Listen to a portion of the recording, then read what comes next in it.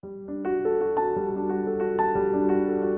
함께 묵상할 성경 말씀은 로마서 10장 5절에서 13절 말씀입니다. 로마서 10장 5절에서 13절 말씀입니다. 오늘은 8절, 9절, 10절 말씀을 읽겠습니다. 그러면 무엇을 말하느냐? 말씀이 내게 가까워 내 입에 있으며 내 마음에 있다 하였으니 곧 우리가 전하는 믿음의 말씀이라. 내가 만일 내 입으로 주를 시인하며 또 하나님께서 그를 죽은 자 가운데서 살리신 것을 내 마음에 믿으면 구원을 받으리라. 사람이 마음으로 믿어 의에 이르고 입으로 시인하여 구원에 이르느니라. 아멘. 오늘 함께 생각할 주제는 입에 있는 말씀입니다. 본문 로마서 10장은 5절에서 레위기 18장 5절을 언급하면서 믿지 않는 이스라엘을 질책합니다. 레위기 18장 4절과 5절은 이렇게 되어 있는데요. 로마서 10장 5절과 비슷합니다. 너희는 내 법도를 따르며 내 규례를 지켜 그대로 행하라. 나는 너희의 하나님 여호와이니라. 너희는 내 규례와 법도를 지키라. 사람이 이를 행하면 그로 말미암아 살리라. 나는 여호와이니라. 아멘. 주의 말씀, 규례와 법도, 율법을 지키면 하나님께서는 너희가 살 것이라고 말씀하셨습니다. 하지만 결국 이스라엘은 지키지 않았고 하나님을 버렸습니다. 또 반대로 이를 규율과 법칙으로 정해서 지키고 있는 자들은 실제 그 속에 있는 하나님을 잃어버려서 규칙과 법칙이 무용해졌다고 로마서 1장에서 3장까지 에서 질타하고 있습니다.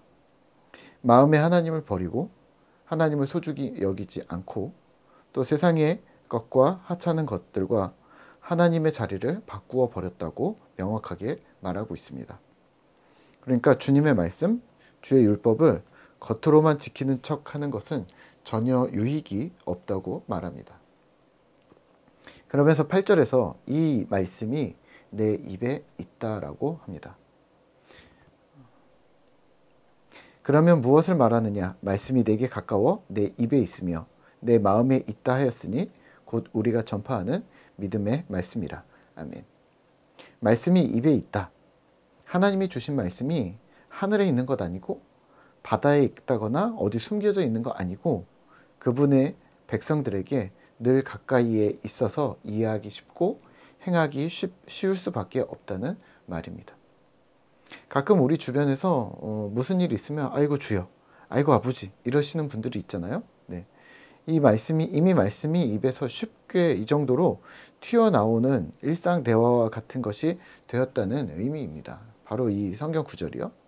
또 마음에 있다는 말은 그 말씀이 정체성, 사상, 믿음의 주관이 되어져서 그런 삶의 원리가 되었다는 말입니다.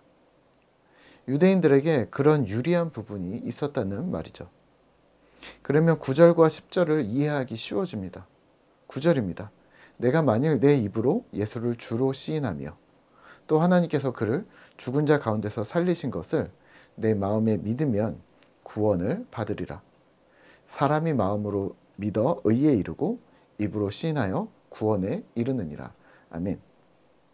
9절과 10절은 전도문구가 아닙니다. 정체성입니다. 유대인들이 입에 달고 살았던 말씀, 또 마음의 중심으로 삼고 선민으로 살았던 그 말씀이 그들의 삶을 주관했다면 그 말씀을 이제 예수라는 단어로 바꾼 겁니다. 말씀 이퀄 예수인 거죠. 예수 그리스도를 마음에 믿으면 그분이 어떤 분이신지 또 그분이 하신 일을 마음으로 믿고 입으로 시인하면 그래서 그것이 너의 정체성이 되면 특히 유대인들 토라를 입술에 달고 이마에 달고 마음에 달고 살았는데 그 토라를 예수로 치환하면 구원이 임할 것이다 라는 말입니다. 사실 이 로마 박해 시대에 예수를 입으로 고백한다는 것은 또 공개적으로 시인을 한다는 것은 사랑하는 가족을 잃는 것을 의미했습니다. 또 가진 재산을 빼앗긴다는 것을 의미했습니다. 공개적인 믿음의 고백을 한다는 것은 귀족이든 평민이든 자신의 신분이나 사회적인 지위도 박탈당한다는 말이기도 했습니다. 그런 시대에 마음으로 믿고 입술로 고백한다는 것은 생명을 건 것이었습니다. 그런데 이게 어떻게 가능했을까요? 네, 정체성 때문입니다. 그냥 말할 수 있는 것 아니고, 그냥 그 순간에 어떤 용기가 나서 말할 수 있는 건 아니고, 그 사람의 신자라는 정체성이 있었기 때문입니다. 오늘날 우리는 복음을 값싸게 만들어 버리고 있습니다. 입술로 고백하면, 마음으로 믿는다고 인정만 하면 구원받았다라고 쉽게 성급히 선언하고 싶어 합니다. 이게 사실 그렇게 간단한 문제가 아닌데 말입니다. 물론 표면적인 문장으로는 틀린 바는 없습니다. 마음으로 믿어 의에 이르고 입으로 신하여 구원에 이른다. 하지만 1분, 5분 만에 성급한 고백으로 한 사람의 인생이, 한 사람의 정체성이 바뀔 것이라고 생각한다면 좀 더 생각해 보셔야 합니다. 구원의 유무가 아니라 신자의 완성이라는 정체성 측면으로 말입니다. 신자가 된 우리는 그리스도에게까지 자랄 것입니다. 네, 이 부분인데요.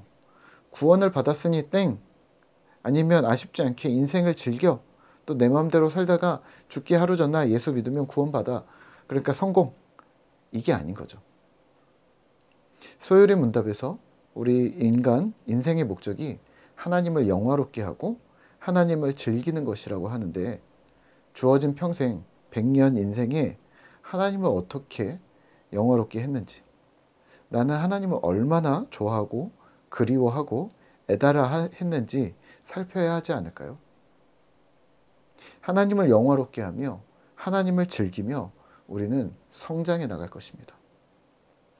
우리 아이가 아빠와 엄마와 함께 있는 시간을 즐기고 사랑을 표현하느라 혼자서 낑낑대면서 엄마 아빠에게 편지를 쓰고 선물을 포장하고, 또 장성에서는 사회생활을 하면서 또 본인의 가정을 꾸려 모두 우리 엄마 아빠 덕분입니다 라고 말하는 것이 즐김과 영화로움이지 않을까요?